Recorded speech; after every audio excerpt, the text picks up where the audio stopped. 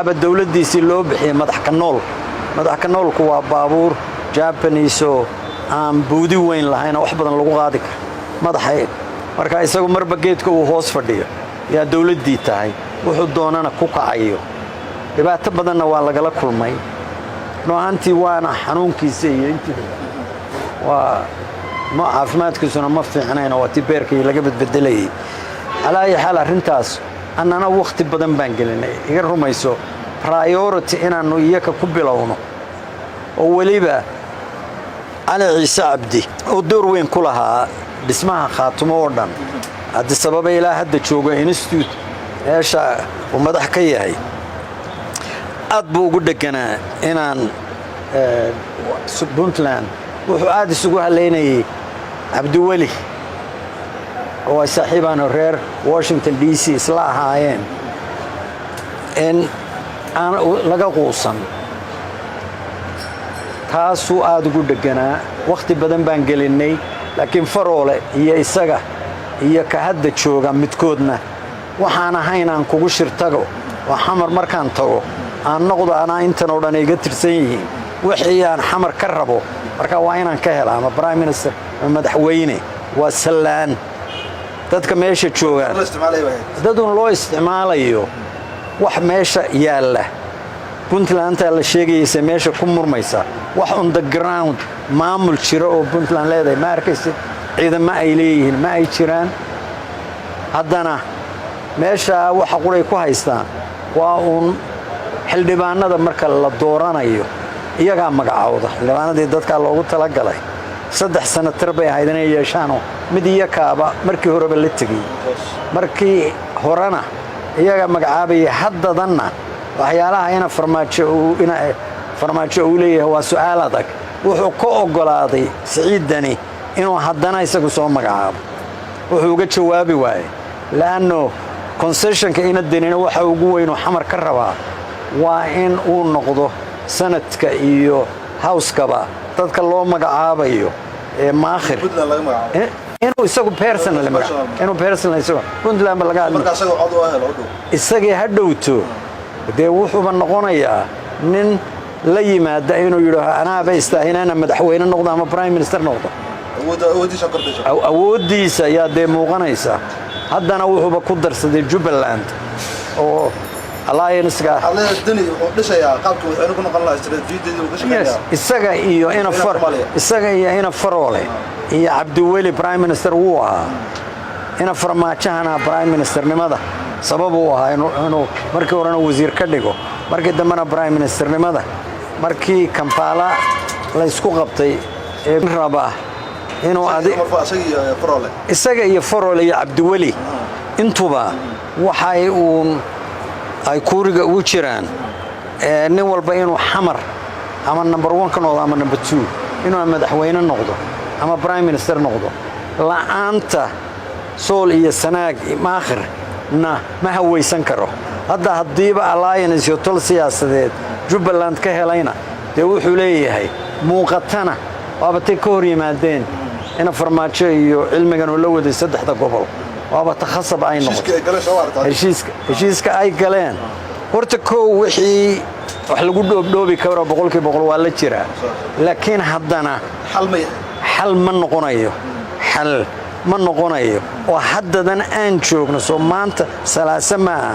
ma hubno wiika bacdi waxa ay ku heshiiyeen inuu haddana sii soconayo laano marba nin cadhooday oo isagu dan qaran iyo dan maaragtay xitaa meesha uu ka hadlayo aan ka hadlayna dan uu personally isagu rabo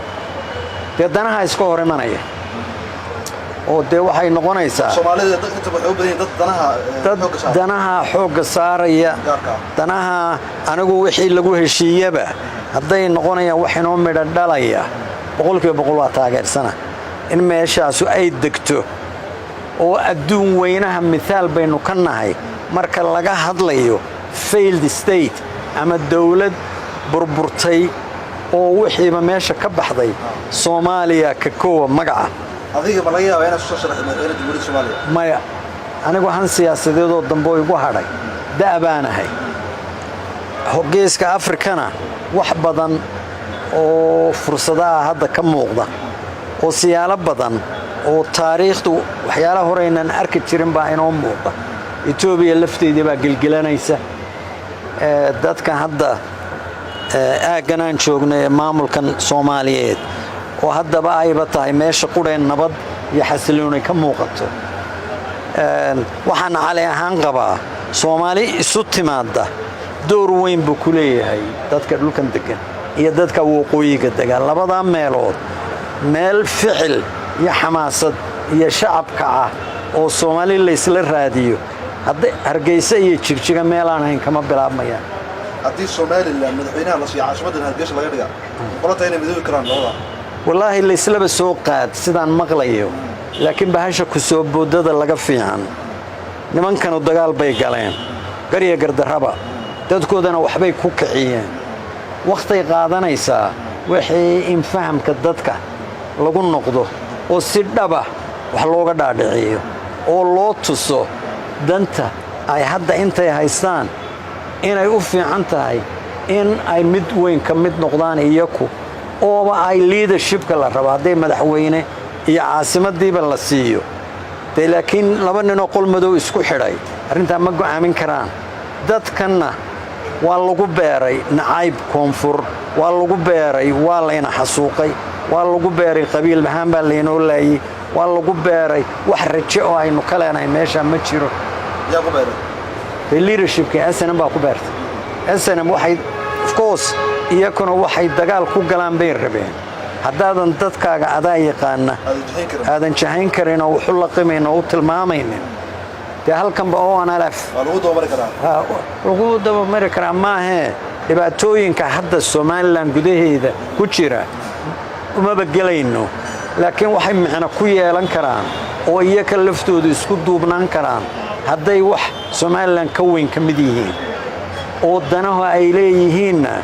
iyaka oo ay soo jeedaan oo ilaahay aqli iyo xikmad haynagu wada manaystee ay xisaabtamayaan inay waxay diideen iyo waxay gol yihiin laakiin madaxweyne ku doonayaba ha noqdeen wada hadal rasmi ah oo kala leh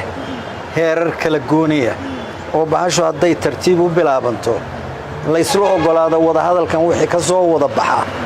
aan sugno laakiin haddii laba madaxweyne ay ku sii isla soo qaadi karaan waa meesheeda waayo siyaasiyiinta inta badan hadda waxa kulmo waa siyaasiyiinta shirka ugu dambeeyay hadda madaxweyne Farmaajo iyo sidoo kale waqti uu hogaaminayay madaxweyne Musabixi soo lama dhigi karo laftooda Farmaajo wuxuu ka cabsanayaa in waddanka hadii la kala qaybin lahaa Somaliland travel siin lahaa wuxuu ka cabsanayaa shacabka Muqdisho iyo sidoo kale shacabka Soomaaliyeed ee koonfureed Musabixi laftiisana si la mid ah inuu shacabka Somaliland sidaas sheegtay SNM inay ka dhaadhiciyeen in dadkan la xasuuqay inay Soomaaliya la midoobaan inay dadkan rabin labadooda dhinac soo muuqato siyaasiyiinta hadday hadday taatay si fiican baad u dhigtay soo in la faguro oo si tartiiba oo hadday noqonayso technical committees hadday noqonayso wixii Soomaaliya arrimaheeda danaynaya oo si kalsooniya looga wada shaqeeyo laakiin nin safiira ama laba madaxweyne yaa yiri wixii maanta ka dambeeya amankan iska shumaynayna waa isu soo boodno ma shaqaynayso xisbiyadii laftooda culays bay war xisbiyadii iyo shacabkii iyo saxaafadii iyo waxaan in la bisleeyo weey in la bisleeyo yaa loo baahan halka ugu dhow wuxuu noqon karaa waxyaalaha haddaba lagu turtuurayo ee haddaba waxyaalaha la sheegayo waxa la yiri madaxweyne inuu noqdo qof waqooyiga laga doorto inuu madaxweyne noqdo waqooyi kala maahe waliya reer Sheekh Saxaaq qof laga doortay inuu noqdo laakiin laba term ama saddex term baa la isku hayaa ma 8 sano ay noqono waa laba term mise 12 bay noqonaysaa waa saddex term yaa laga doodayay waxaas waa quudan jiran qoryo u goro waa arrin aan la bislayn oo in la yiraahdo madaxweyne hadda lagaba murmo imsa jeeru madaxweyne ama isagu ama kuwaas oo ahaanaya waxa ka horeysa inta ma maqashada gaarin war wixii waxana aan qalana mindiyana qarsano laga fiican dadkan qancin buu u baahan yahay kuwa xamar jooga iyo kuwa halka joogaaba in badan oo xamar joogta war Soomaaliland iyo warkoodan jaqjaqado naga dhaafa waa aqaana waa jirta kuwa halkan joogoon oo laanaka iyo koonfureysuma iman karna laakiin haddana waxaan ogahay labada dhinacba xidhiidho hoose oo ka dhaxeeya oo qolyo somalilaanta ah oo xamar dowladnimo iyo qarannimadaas maahee qabaa'ilka qaarkood ama xisbiyada qaarkood ku xidhan oo kala doodaya oo siyaala u arka wada shaqayntoodu inay danahooda ku jirto kuwa xaggaa joogaana kuwo laftoodu in badan oo hadda booramadan iyo khaasatan hargeysa xaasaskoodii kuwa ugu magac dheer xaasaskoodii iyo reerahoodii wuxuuda ay u joogaan haddaba bahasha dhuumaalaysiga laga fiican intaan soomaalidu midhayniyadaaba sagaaradu inaga fiicana waxay dhahaan waxaan qarsoomayn bay qaraysaa intay meel ku kaadido ama ku xaarto iyo ciid iyadaaba toilet traininka inagaga fiican innagu waxbaba haddii baadiyaha la joogo banka loo baxo waxbaba lama qarin macnaha inay isku yimaadaan si rasmi ah loo wada hadlo si rasmiyana loo hadlo wixiina la dhiso wixiina foundation uu yeesho asaas inuu yeesho wakhti bay qaadanaysaa dadkana loo bisleeyo la qanciyo waana qabaa dadkaa reer waqooyigu waa la qancin karaa anigu wataan xalay ahaan qabo waa la qancin karaa waxa dantoodu ku jirto iyaga oo soo jeeda oo xisaabtamaya waa la qancin karaa laakiin bahal lala dhuundhuumanayo in shaki sii galo iyo nacayb mooye waa in la sii kala fogaado mooye waxay ku imanayso wanaagii ma u jiro wax natiijo ka soo baxaya laanna waa ognahay farmaajo iyo abi iyo muuse biixi february waxay ku kulmeen addis ababa waxbaaba hadal baaba bilaabmay ka bacdina waaba tii jabuuti laysugu yimi khudbadihii la akhriyayena waa maqlaynay waxa la leeyahay waa laysla soo dhoweeyey ee bulshada qolyahan international communityguna ay dhinacyada hayaan ay wadwadaanna waa maqlaynaa wixii laysuma keenayo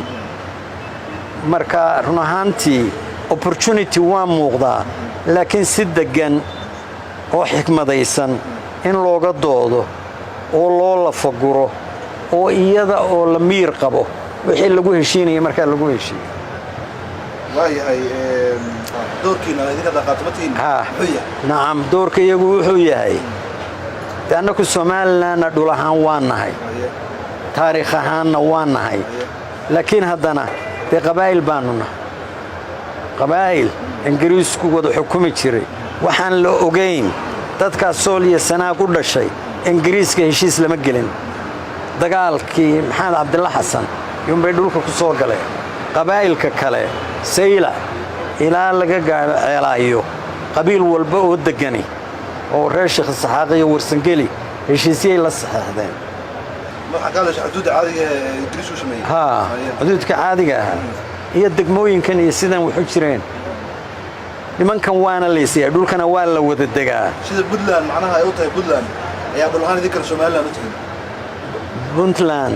mar walba koonfur bay ahayd mar walba talyaanigii baa xukumay annaku mar walba waqooyigaan raas annaga iyo puntland muddo yar oo nugaal gobol nugaal la yidhaaho la sameeyey oo aan badnaynan sanad xitaa ahayn yaanu weligiiyo maamul wada noqonnay haddaba midda meesha taallaa ee qolyahanna aan anugu ugu imi maamulkii hore ee meesha joogay madaxweynihii hore joogay heshiis baanu galay muddo 3 sano ah yaanu waddanka dibaddiisa isku arkaynay addis ababa jabuuti nairobi imaaraat heshiis baanu oktoobar 20keedii 2019 ku gallay caynaba heshiisku waa whatsapp youtube-kana waa ku jira heshiiskaasi waxay ahayd kow somaliland la wada leeyahay inaanu dhisno marka somaliland la wada leeyahay oo haddii ixtiraaf raadinayso la wada raadiyo haddii gooni lahaana gooni la ahaado yaad ku heshiiseen waxaanu ku heshiinay exactly somaliland ama wax la wada leeyahay oo cidina marti ayan ahayn cidina magan ahayn waa in la wada dhisaa heshiiskuna taasaa noogu taalla heshiiska waxaa noogu yaal waxba waxa qura ka dhaqan galay waa 2 arrimood kow colaad baa jirto da waa isdilayna oo ciidamadooda iyo annaka ciidanka iyaga khaatumo oo dee shacabku leeyahay reer khaatumo leeyahay yaa la dagaalamay dee waxaan isku haynay dhulka iyaga annaka ale ciidamadiinuna hanaga baxeen dhulka iyagana inaan xoraysanaanu rabnaa heshiiska inta laga dhaqan gelinayo aan kala joogna adoo jeedaa maya heshiiska waxaaba looga dooday nabad aan isugu nimaadno oo wada hadallo oo waxaynu wada leenahay aynu dhisanno heshiisku waa kaas waayo laakiin mar haddii aad maamulka ka mid noqonaysaan ciidamada laftooda in la qarameeyo maadaama ay u baahan yihiin dee taas waa arrimaha detailska loo gelayo arrimaha noogu yaalla meesha dastuurka in la furo waxaan la leeyahay hadda baarlamaan baa laga hadlayaa baysku waxaa la yidhi 1960 buu noqonayaa 60kii heshiiska dhamaystirna macnaha la jeedaa heshiiska in la dhaqan geliyo kadib marka wixii kale aan ka hor wixii kale ciidamada in la qarameeyo ciidamada tan iminka Soomaaliland miisaanka weyn ku ah ciidamada beeleed yaa dhulka jooga la caagaystay ilaa 6800 oo ciidana yaa la leeyahay baa Soomaaliya sanaag Soomaaliland mushahar siisaa hadda xiriirka Soomaaliland idinka waa sidee xiriirka Soomaaliland waxna waa noo bilaabmeen kuma aanna kala kacin waxaana ku rajo weynahay inay iyakana dantooda ku jirto annana ku jirto heshiiskaas inuu hirgalo hadduu hirgali waayo de Muuse Bidiino iyo Ciise Bidiino wala iska kala tagaya waxaanu ku heshiinay oo aan anigu cali ahaan oo khaatimo matala aan Hargeysa ku joogayo haddaanan ku heshiinay ma jirto waxa uun meesha taala meelaha iyakana waa ku idhaahaa Soomaalidu waagii hore waana la dagaalami jiray xikmad iyo gabay iyo wax baa la isu marin jiray gabay hore jiray oo qoliyo aagaasa reer Buuhoodla ah iyo qoliyahaas marka dagaal iyo wax ka dhaxeeyay qoliyo gargaa timi oo xagga ka timi sidii ay filayeen in loo soo dhaweeyo looma soo dhaweeyo nin marka gabayaa meesha joogay yaa yiri midin ka hortag intay nimanku ama gabya lahaayeen ama iska tagi lahaayeen yuu gabi tiriyay oo leeyahay saddexdii cashaba waa intii sahan ku laalaaye waa soo sidnaa xeedhii hisaabka loo talay ii doorsal fududa wuxuu sugayay muu dhowro ana waxaan si waray gabarkaas la oran doonaa ninkii khaatimo meesha u joogay waa sal fududaaday oo wixii oo laga shaqeynayo yuu ka dhaqaaqay hadda 3 sanaan joogaa meesha hadda cidina ay oran mayso waa sal fududaad haddii dawladda Soomaaliya ay maamul goboleed u aqoonsato Sool Sanaag iyo Cayn xalku ugu dhow maya weligeed xamar kama suurtoobayso dawladda Soomaaliyeed oo arinta ku dhiiranaysa sababtana waa ku sheegaya xamar baarlamaan baa jira Puntland xildhibaanadan meesha joogay waxaan ay urursatay baarlamaankay ku jiraan kaabinetkii bay ku jiraan sanadkii bay ku jiraan qoliyahan reer Sheekh Saxaaq ama dir waqooyi iyana xildhibaanay leeyihiin iyaga kaligood baaba dhowr kontomeeye leh labada qolo midna ka suurtoobi maysa inay ka ogolaadaan maamul xamar jooga in maamul loo dhiso Soomaaliya sanaag yahay shacabka xamar joogana dad u dagaalamaya oo iyo miidiyada meesha midnimo Soomaaliyeed iyo dadkanu kan iyo kaasi waxa si istaayla marna ka suurtoobi maysa waxa hortaagan in maamul goboleed gooni loo aqoonsado waxa hortaagan Somaliland iyo Puntland marka Puntland hadda waxay ka soo tarsaday ogna Soomaaliya sidaas ay tahay tiri maadaama ay rabaan inay kontrolaan kuraasta yes marka idin laftiin inaa guddi madax banaan oo arintiin xaqii ka maqnaa inay u raadiyaan dawladda federaalka iyo caalamka hadda ilaa markii maamulkan la sameeyay waa 8 sano moot 2012 January waa 8 sano waxba iska maanan hakranayn laakiin waxa meesha yaala cid arinta ku taageerta dadkan ama qabiil ha ahaadeen ama dad leh xuquuqda wartay dadkan inta idinku baleedihiin reer Sheekh Saxaaq oo Soomaaliyeed waxaanu xamar uga goosanayna danaha iyagii baan ku dhaxarki weyn anagana maxaa naga horjoogeynaa danaha iyagii baan idinka dhaxarki weyn yaa kugu taageeray marka kaliya meesha dantiina ka dhaxarkaysan ayaa diyaarootiin marba ka mid ahatan annaku waxaan labada kama maqnin annaku waxaan qabaa first step talaabada hore inay noqon lahayd annaga iyo Soomaaliland waxaan wada leenahay marka annaku miir qabna waxaan u qabaa in Soomaaliland la wada leeyahay ay noqon karto meel laga raadiyo Soomaali dib loo raadiyo haddii Soomaaliland ay ka mid noqon lahayd Soomaaliya si rasmi ah maamulka kadib hadda u ogolaan lahayn inay Soomaaliya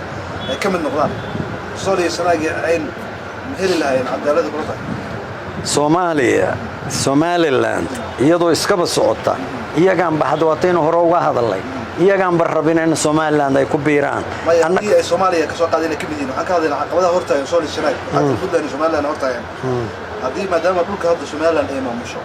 haddii somaliland ay ogolaan lahayd nidaam isla ogolyahay in soomaaliya ay ka mid noqdaan ama la midoobo ma isleedahay culeyska hadda soo lisanaay ceesa mukadii lahaa temay markaa annaku waa arrintu intaa waaba ka sahlanaanaysa haddii soomaaliya markaa laga wada mid noqdo dee soomaali weyntaasaan wax la qabnaa markaa muranba meesha ma yaallo laakiin ujeedadiina Soomaal goboleed ma hayn maamul gooni noqotaan annaku waxaanu maamul gooniya ku noqonaynaa marka ayan labadan maamulna hortaagan yihiin xamarna ayan waxba noo hayn markaasaanu rabnaa maamul gooniya natacaamil maca shaytaan markaa wix allaala wixii aanana danaha iyaga aanu ku gaadhayn ilaa xataa hadday doontaan shaytaanka la tacaamushaan ala jeedaa sax waxaanu ula jeednaa ilaan qolo walba danaheeday ka fikiraysaa meeshii allaale meeshay dadka iyagu ku badbaadayaan hadda soomaaliya oo aanba fiicnayn ama somalilandba aan fiicnayn wax badan oo yaa weliba laga sii liitaa waxaanu hadday sii socdaanna waa ka sii darayaan haddaan hadda wax laga qabanna midda quree ayuu noqon doontaa oo aan hadhaynin dadka mar walba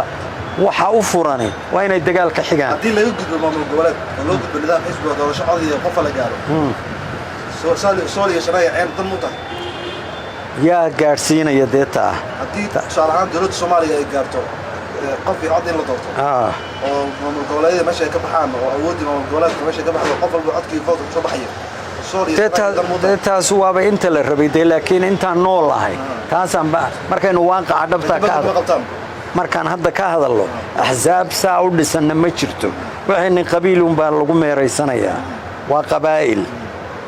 markaynu doonnana qabiilka waxaynu aragnaa dee wax jaahilnimo iyo maaragtay sidii ibni aadanku u soo bilaabmay muxuu ahaa meelihii ugu horreeyey meelahay la soo maray gaaladu ama taariikhda marka laga hadlaya waxa la ibni aadanku wuxuu wax ku bilaabay ama inay xoolaha ugaarsadaan ama inay wild fruits dhirta ilaahay waxaa ka baxaaya cunaan markaasay haddana aadeen inay wax beertaan markaasay haddana warshado iyo waxaa saasay u socdaan innaku soomaali haddaan nahay taa horaan weli joognaa oo qabaa'ilah oo haddana qabiilkii marna waa laga yaxyaxayaa haddana waxa qura ee ku socdaa oo aan meella ku joogsanayn oo ah aan horumar badanna lahayn waa taa qabiilka arrintaa uun markaa annaga iyo somalilandna haddii aanan heshiin dee aniga dad baa mas-uuliyadii dhiibtay madaxweynaan u ahay waxa waajibkaygu yahay iyo kii intaan ku noqdo inaan idhaaho wixii aan ku maqnaa suurtoobi waayey laakiin haddana waxaan rabaa laabta cid ii garaacaysaa ma jirto xamarna waxba kuma maqnaa puntlandna kuma maqnaa in waaqaci markaa u noqdo intaa midna kama haynee maxaa inoo dana in dib loogu noqdo shirweyne la isugu tago isaga laftiisa dadkan intooda badani tusbax bay wataan abtirsiina ah laakiin wax allaala wax loogu hayo oo puntland iyo xamar ugu haysaa ma jirto halkanna dee iyaga qudhadoodu dadka xooggiisu dadku ilaa ceergaabo ilaa dannood iyo wardheer yuu daadsan yahay halkan qudhadeedana wadaadkii muxuu yidhi tayday cuslaysee maxaan tarin inay cawday idinka laftiinnii yaa dee raba wixiina inaad dhistaan laakiin anigu waxaan qabaa wixii halkan aad ka dhistaan iyo wixii etoobiya ay ku dambaysa inay noqonaysa inay aad iyo aad iyo aad u taabanayso waxay soomaaliya ku dambayn doonto waxaa loo magacaabay ra-iisul wasaare cusub ra-iisul wasaare cusub muxuu soo kordhin karaa isleedahay maxaad ka taqaanaa wallaahi inaan personally aqaano ma aha waxaa quruu soo kordhinayaa qolyahan farmaajo ku kacsanaa ee magac qabiil ugu kacsanaa horta waa ka kala degayaan oo dee nin reer galmuduga yaa la magacaabay awal tol is ururiyey oo guud baa jiray kii inta la filayeyba kolley waa lagu kala hadhay waaba laga yaabaa markaa intii muddo ah inuu fursad u helo in uu wax ku dhiso doorashadana kolley doorashadii nimankii ugu qaylad badnaa lahay doorashada saacad dib looma dhigayo yaa hadda waxay leeyihiin dee technically waxba ma suurtoobaya November baanu qabanqaabadeedii galaynaa oo doorashadii February baa la qabanayaa dee kuma suurto even hadday noqoto one person one vote qorshihii farmaajo ee qofku fardi qof walba inuu cod leeyahayna meesha ka baxday doorashadii wixii ay iyaku ku dagaalamayeen dib ha loo dhigay isagaaba ogolaaday haddana iyakii baa leh technically ma suurtoobayso marka waa la isla jala butaynayaa meel ay salka dhugi doonto ma naqaano laakiin ilaahay waxaan ka rajaynaynaa bal waxa ay ku sii heshiiyaan oo wax ku sii wadaan oo doorasho kulley waxaan anigu qabaa ugu yaraan sanad dambay qaadanaysaa ninkan prime ministerka ana isaga qudhadiisaaba waqti u baahan uu isku tuso nin wax qaban kara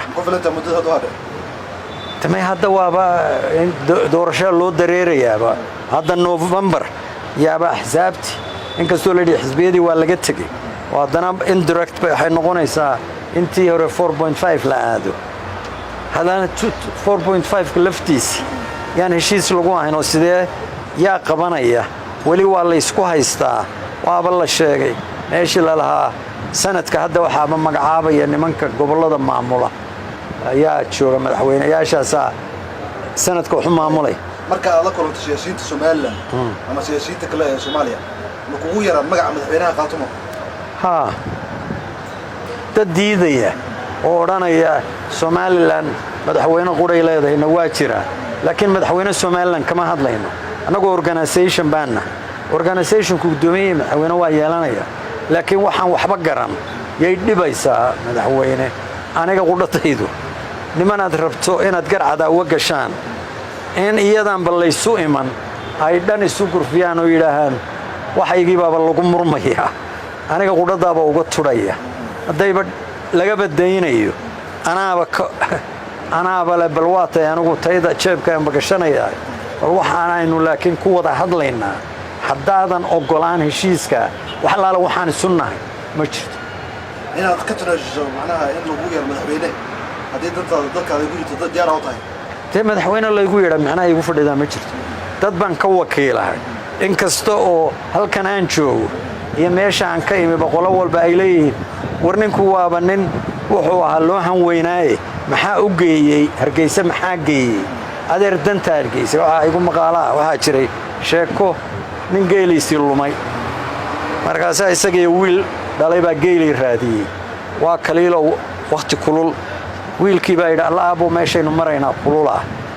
aaba geelini baa maray buu yidhi waxaan u joogaa oo igeeyey waa danta ummadaas anigu hadday tayda cali tahay laba wiig ma joogin laano danahayga kale iyo waxay kala qabsanayeen yaa iga muhiimsanaan laakiin yaan waxba bilaash la isu akhriin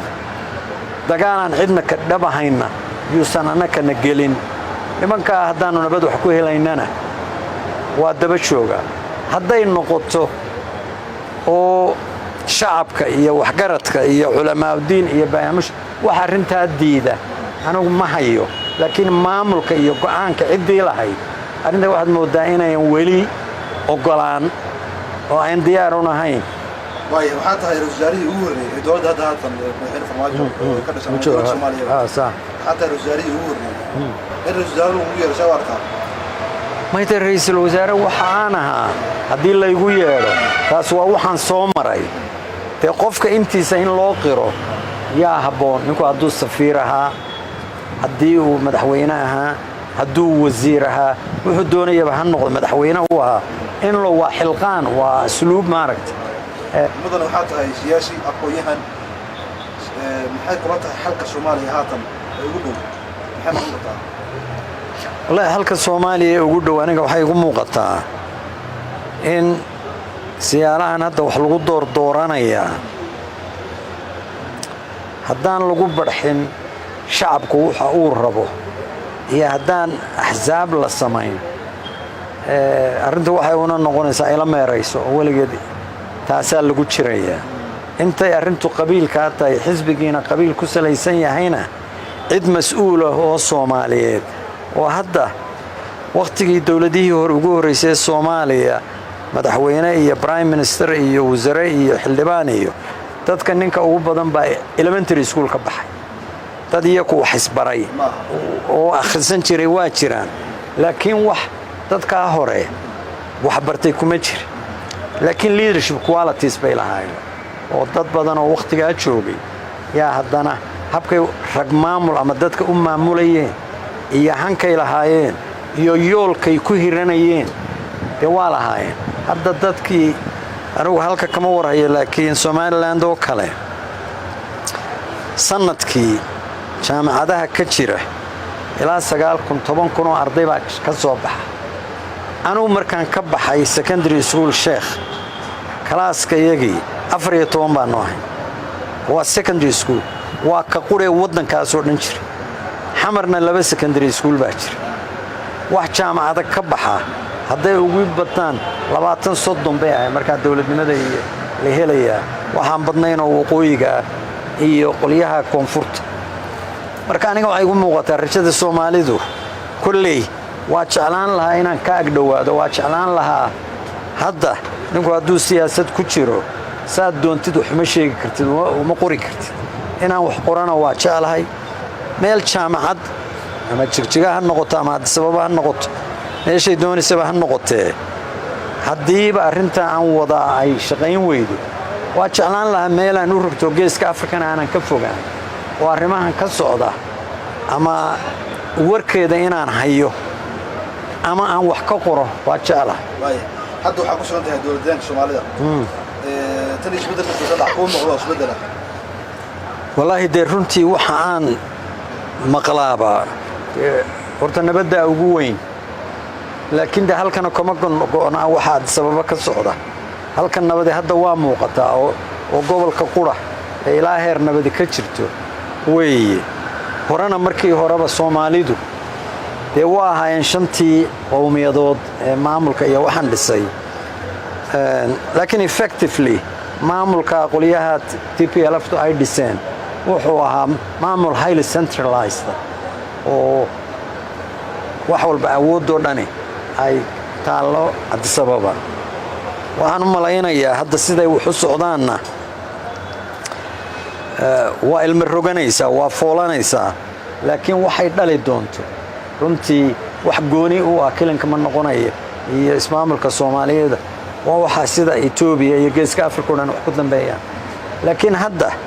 jabhadii iyo maamulkii inay wada shaqaynayaan oo laba xisbi ka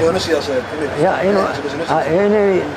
la heshiiyey oo understanding uu jiro oo maamulkana xisbigan xaakimka uu ka mid yahay qolyahan jabhaduna xisbi mucaarida ay yihiin laakiin Addis Ababana iyo xagga sarana in la isfahmo ay heshiiyeen halkanna dee maamulka ay heshiiyeen oo ay hadda wax carqaladihii ay muuqan taas runtii waa ka isbeddelka ugu weyn ee muuqda iyo nabadan dee dhulka taalla oo hadda haddii jabhaduna meel si ay wax u aragto maamulkana si kale u arko waxay u noqon lahayd dee jugjug meeshaada joog waayo xilligii wasaaraha Soomaaliya aad ahayd sida ognahay waxaa yaraa mas'uuliyiinta federaalka ee ku jira Soomaalida hadda waxaa ku jira federaalka mas'uuliyiin hadda waxaa jira mas'uuliyiin Soomaali ah oo xeer federaal ku jira way ka mid tahay wasiirada federation sida iyo mas'uuliyiin kale may waa runtii dad ka dhex muuqda waa jiraan oo especially Ahmed Shide dee waa nin Soomaaliya nin maamulka ka dhex muuqday oo Soomaaliya oo marka ilaa hadda mar walba ama wasiir hore maraan anu kala kulmay Addis Ababa wasiirka gaadiid iyo majxubu waaga madheeha warfaafinta email buu ahaa kabacdi wasiir ku xigeen maaliyadda haddana waa wasiir ku xigeenka maaliyadda wasiirka maaliyadda marka waa positionska ugu culus ee habka federaalki waana ku faraxsanahay nin Soomaali inuu awoodahay aad iyo aad baan ugu faraxsanahay filsan oo kale oo gabadh dhalinyaro ah oo wax baratay oo active ah oo ku dhaclay oo isa soo saartay inay ka mid tahay aad baan ugu faraxsanahay aad bay u dhirigelinaysaa in badan oo Soomaaliyeed qof Soomaali oo dhowr iyo 30 jir ama 40 gaari dhalinyaro ma aha cimrigeena intaynu ku gaarnaaba average afartameeya على بوس وين هواينكي عروتي دنيرادي meel ay misaal u noqon karto dadka madoobay hadda gabadhaas la yiraahdo Kamala Harris vice presidentka dad badan oo aqaliyaadka dadka laga tiro badan yahay ama madoobaadeen ama muslimaan ama immigrants aadeen yaa runtii u arkaya inay iyana rajo leeyihiin inay iyana meel sare ay gaari lahayn marka filsan oo kale gabdho badan khaasatan gabdho Soomaaliyeed oo wax bartay yaa sida iyadu ay ku soo baxday aan ugu soo baxay waday u furtay misaal fiican bay u noqonaysaa waana ku hambalyeynaya waana ku faraxsanahay waxaan rajaynayaa dadka oo mustaqbalka geeska Afrika dowrka ku yeelanaya sidii wax loo qaban lahaa ee nabad waarta loo gaari lahaa ee integration iyo isu imaado geeska Afrika oo dhan ka qayb gala historica taariikhiga inay ka mid noqotana waa ugu hambalyeynaya waana ugu rajaynaya waxaan ku siin doonaa hadalkaada ugu dambeeyay adiga oo soo gudbin doona hadalkaada ugu dambeeyay waxaan ku soo gabagabeynayaa aad baan ugu faraxsanahay inaan magaaladan Jigjiga imi aad bay dhiiri gelinaysaa waxyaalaha hadda ismaamulkana sidoo uu shaqeynayo ee aad sababana ula shaqeynayo waxaan rajaynayaa in badan baa iyaka Soomaali lahayd Soomaali galbeed oo wax badan oo sacrifice loo sameeyay iyakuna dowrkooda inay cayaaraan oo kow iyakuna heshiiyaan oo leadershipkii loo baahnaa iyo yoolkii ummadda Soomaalidu lahaan jirtay inay noqdaan dabku meeshu ka baxayo ifku ka muuqdana inay noqdaan kana warhayaan oo kulley waxa xamar yaala waana ina wada khusaysaa inaan la niyad shabin laakiin in badan oo u tafaxaydata ma aha inaan anigu meesha ka dhex muuqdo laakiin wanaaga iyo ka qaybgalka dhismaha iyo haddii loo dareerayo axsaab mabda iyo qadiyad ku sugan magaaladan SYSH markii la aasaasay 1943 baa SYSH la sameeyay magaaladan meelihii ugu horeeyay ee ugu xoog badnaa SYL bay ahayd waxa uu dhibaatada keenay markii Ingiriisku 1948 wax kala wareejiyay dhibaatadii gaadhay dadkii lagu laayay iyo waana la socdaa haddana waa istaahishaa leadershipka Soomaalida iyo magaalada aan joogay Hargeysa على هان waxaan qabaa labada magaalo meelaha rajada ugu weyn aan ka qabo Soomaali weyn hadda waa la isu socdaa waa la iska warhayaa inay dib u madoobaan oo de aqli iyo xikmad Ilaahay nagu manaysay hadiiba ay noqoto Horn of Africa oo dhan baaba isu yimi hadii Soomaalidu markaa iyagu Horn of Africa soo isugu timi intooda lagu ururin karo waa rajo fiican ayagoo dawlado kala duwan iyagoo haday doonayso hal dawlada haday noqonayso meeshan aynu joognaa wanaaga Horn of Africa door weyn bay ku leedahay laano dadkan hadayaan raalli ahayn hadayaan kalsooni jirin hadayaan u arkin dantoodu inay sabab ku xidhan tahay Soomaali kale oo Ethiopia u arkaysa danay leeyihiin inay taalaana ma jirto marka warkayga waxaan ku soo koobaya ma la dhihi karaa fargelinta Ethiopia Soomaaliya ku heshay way dhamaatay wallaahi dawlad daris leeyahay weeye haday Soomaalidu helayso iyaba waa fargelin lahaayeen iyaba wax danta Soomaaliya taa laguma laakiin boqolkiiba laguma eedayn karo laakiin iyaga sidii hore lama waa jirtaa gobolaysigan iyo walwalka Jubbaland laga qaba iyo ciidamada Ethiopia joogay iyo waa ogahay waxyaalaha dareenka waa u qabaa iyo walwalada muuqda laakiin anigu waxaan qabaa danta Ethiopia iyo maamulkan hadda joogaana kulli inta aan dhawaaqooda iyo aan ka maqlayno wax runtii aan ku hiran karno oo yoola waa u eegay oo integration kan iyo la isu wada yimaado oo haday noqoto Eritrea ama Ethiopia oo Sudan ama Soomaali shirarka iyo hadallada meelaha laga sheegaya waa warkaas inay sii socdo waa rajaynaya in maadaama geeska Afrika ay midoobaan Soomaalida inay isaga warhayaan hadiiba la midoobo haddii even economically la midoobo waa maqlayaa Ethiopia weligeed waa ku taamaysay inay dekad yeelato Soomaaliyana waxay dadka Soomaalidu leeyihiin waxa ugu weyn waa baddaas danaha la leeyahay dekaduna macna waxa yeelanaysaa haddii suuq weyn ka dambeeyo suuqi weynana waa Ethiopia ilaa Afrikadaas marka dan moota Soomaaliya dekadaas inay sidoo kale isticmaasho integration lagu raaliyahay hadda aan midowno madaxweyne muxuu yeelana dawlad qura waxaan ba ka hadlaynay Hargeysa iyo Khaatumo ama Hargeysa iyo Xamar taadi sababana kaba fog laakiin wax lagu hiran karo oo danteenu ku wada jirto waa istaashawaat way aad baa ma santaa adiga mudan waa kuma santaa walaashiyaasha nabad TV